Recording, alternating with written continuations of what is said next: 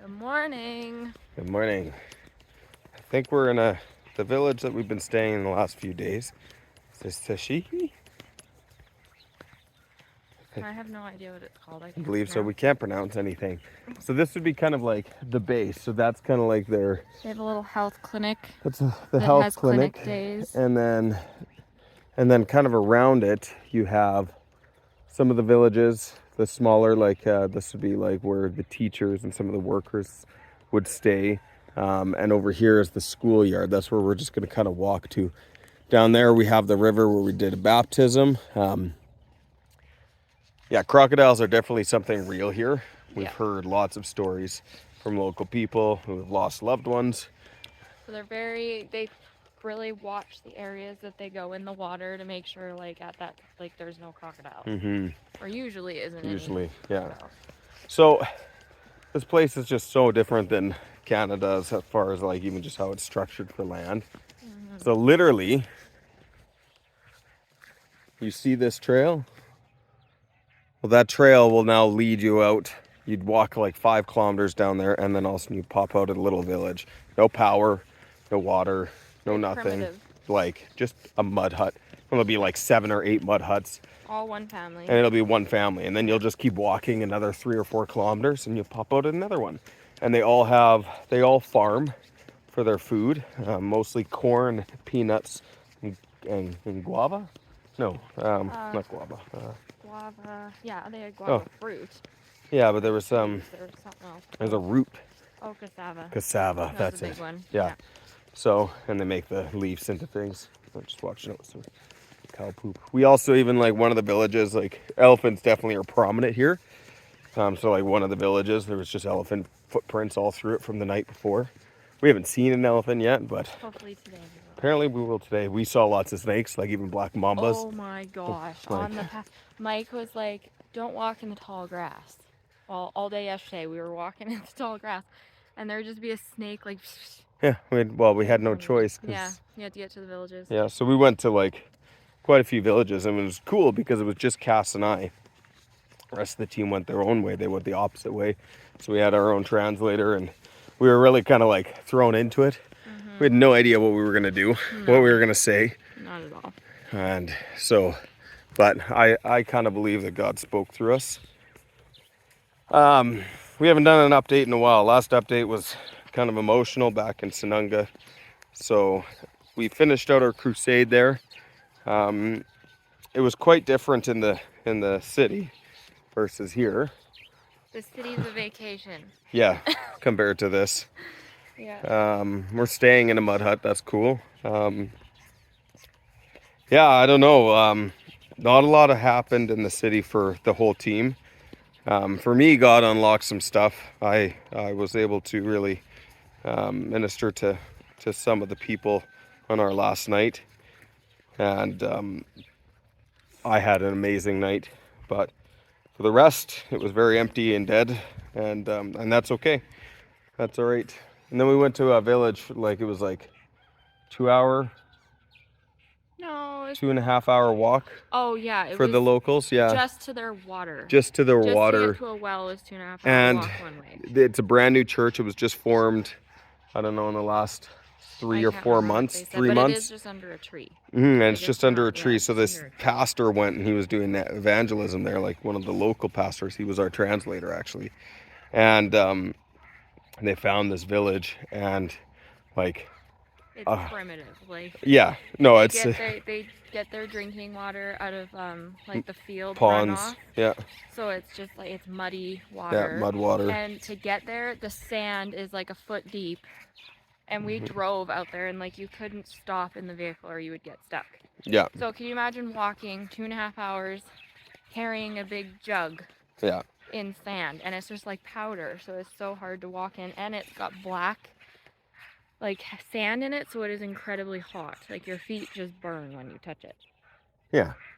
Well, and then also like we got to drive out there in a 4x4 because that's the only way we could access out there. We didn't have time to stay there. There's so many places that Yeah. need us. Like we're leaving this village today. We're gonna go stay at another one called McGuishy. Squishy. Yeah, so that'll be the next stop for us. But anyways, that place, like, that was our first like village experience. I got to speak there too. There's so many ants. There's so many Don't ants. step in them. You want to? All of those are ant piles. But anyways, it was heartbreaking, but also so encouraging. Like, these people that just have found Jesus recently, and they were on fire for him. Like, they were celebrating and dancing and singing and saying, like, God's been so good to us. Look at how many children we have. Look at how great we are. And because God has been so good and revealed himself in such an amazing way, we know that he's going to do what we're praying Look for. at all the snakes. These are all from snakes Yeah. slithering on the Slithering ground. around. But anyways, their number one prayer was for a school because none of the kids can go to school. It's too far. But it was water.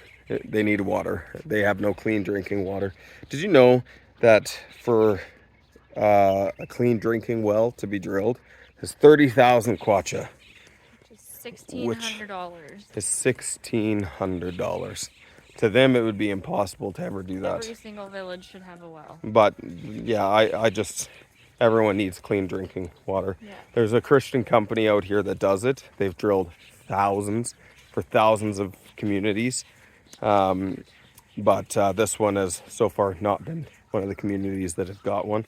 There's hundreds So like that. there's that hundreds don't like have that. clean water. So I don't know, like $1,500 for this community. I think that's doable, but I don't know, I'll come back to that one.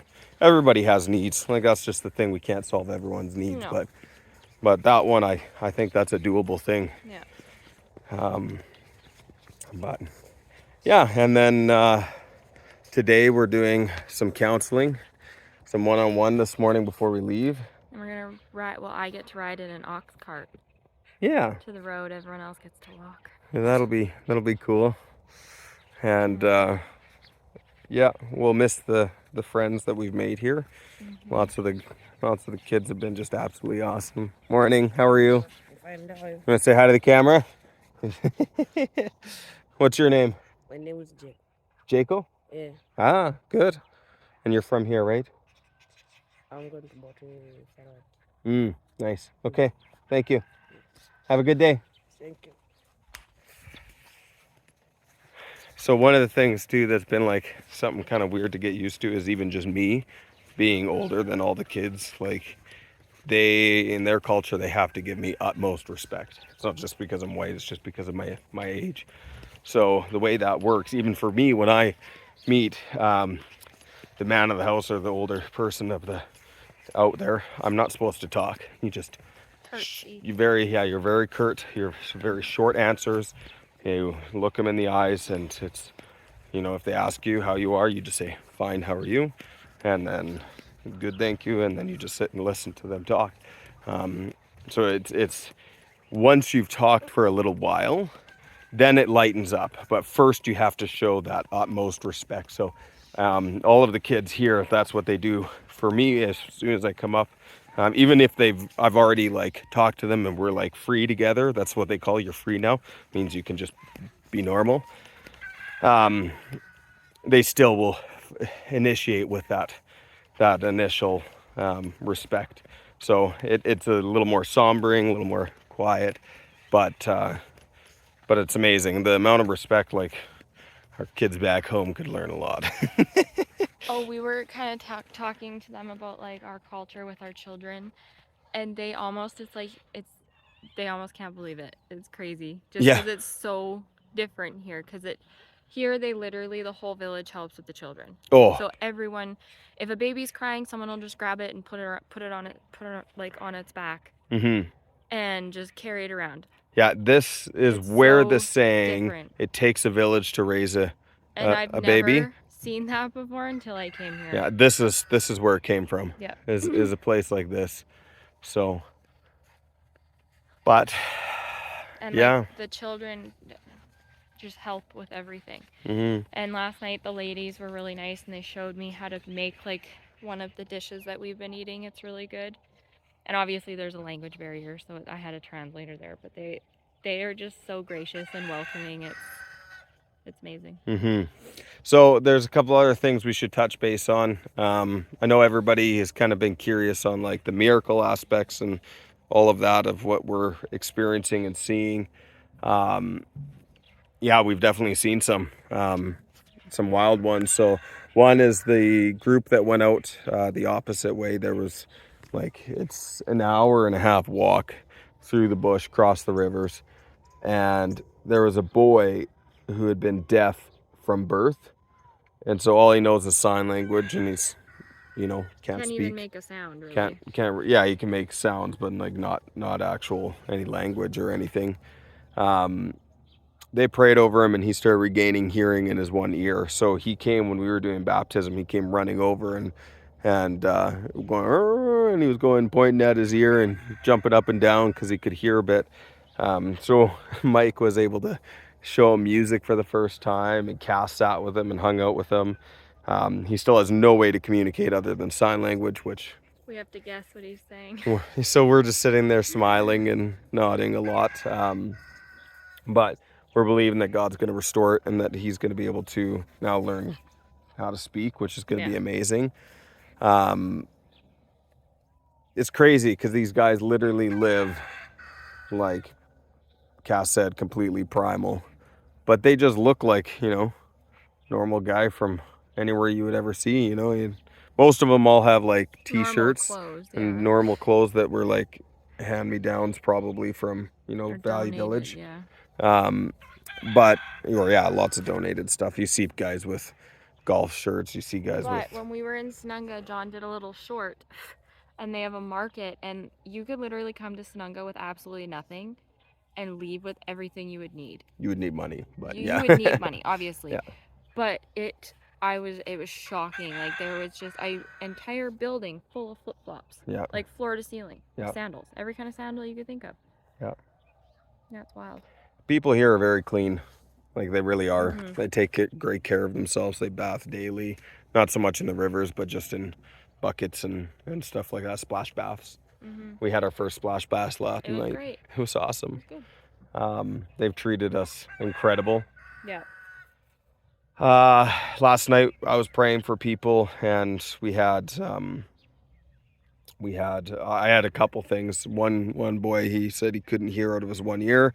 Laid hands on him, prayed, and he's like, all better. Yeah, I can hear. Thanks. And walks away. Another boy, he couldn't lift his leg. His hip was just locked right up. So I even tried to help stretch him, and it just tipped him over. Like, you'd grab the leg and lift, and he would just fall.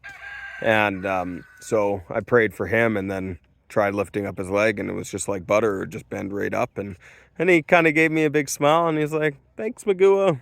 A white man walks away. It's just like, for us, we're sitting here like, holy crap, what just happened?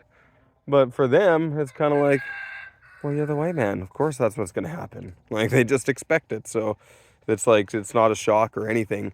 Part of that, too, is because witchcraft is like, it is like their culture. Like, I know that sounds bad, but it is.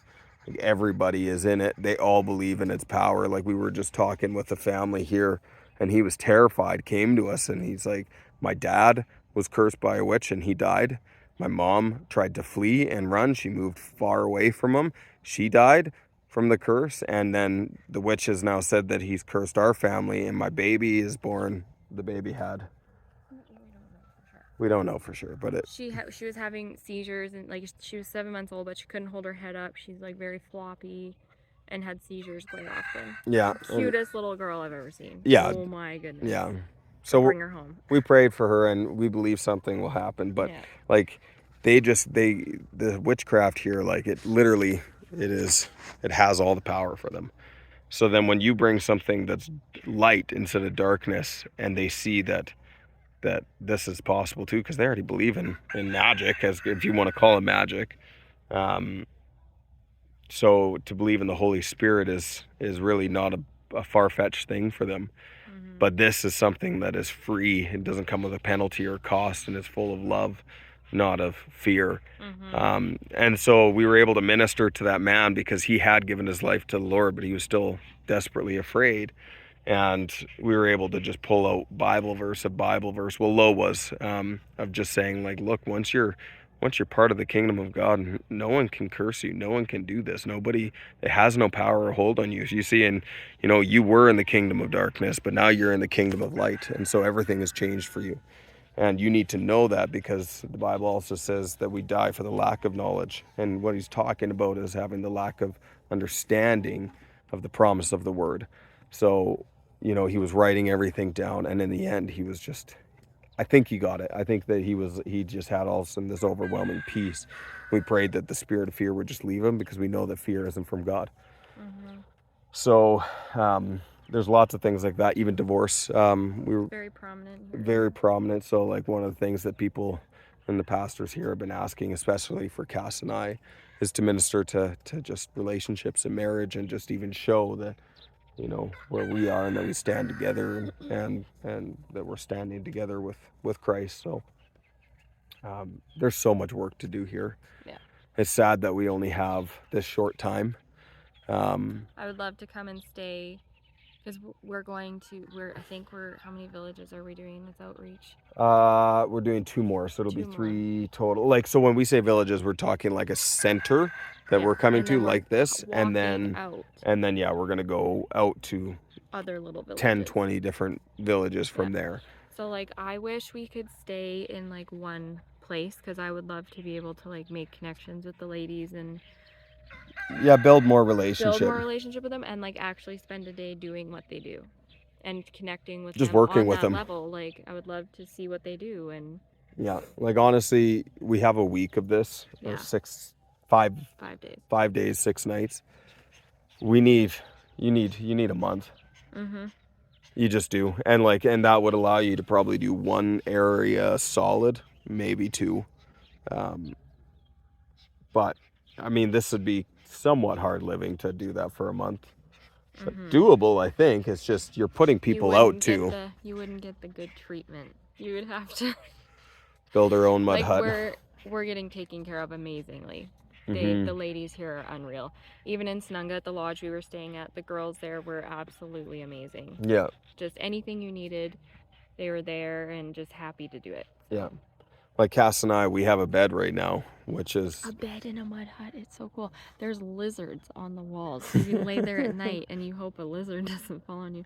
And then the wall goes up, and then it's like, I don't know, a foot of open gap, or like 6 inches, so you get at the top. Breeze. But the animals at night, they have goats here, and the billy goat stands outside our shack. He's like, blah, like all night. And the rooster was crowing all night. Yeah. There he is. It's quite funny. There's so many sounds here that you're not used to. It's very noisy. Yeah. But, so the hut that we're staying in, like, I'm pretty sure it's like the owners of this little compound here, is their bedroom. The kids are staying in the other. Yeah. So like, it's not really bedrooms. It's divided by sheets, but there's like 6 or 7 other people sleeping in that place with us too. Yeah. It's just, we have our own little section, but it's just been wonderful. So wonderful. It's amazing. But for now, we'll probably, this is already a really long video. If you've made it this far, thank you for watching. I've been trying to do like more vlog type clips of like when we're walking. I tried yesterday, but it's hard when you come up on a village. I don't want to come up, like, have a phone out right away, even though they'd probably be fine with it, but I was like asking. Well, but still, it's kind of awkward, because sometimes they're like, I don't know. Yeah, we have honestly not been able to take near as much video and pictures as we want, but half the time it's because we're doing work. Yeah. Like, we don't have time to like hold the phone, and it would distract and take away from what we're doing. So, we've missed out on a lot to be able to show you, but hopefully even just us expressing it and showing some pictures and some videos that we have will at least give you a taste of what we're going through and what we're experiencing. But, big stretch. Okay. Thanks for watching. Love you guys. Bye. Bye.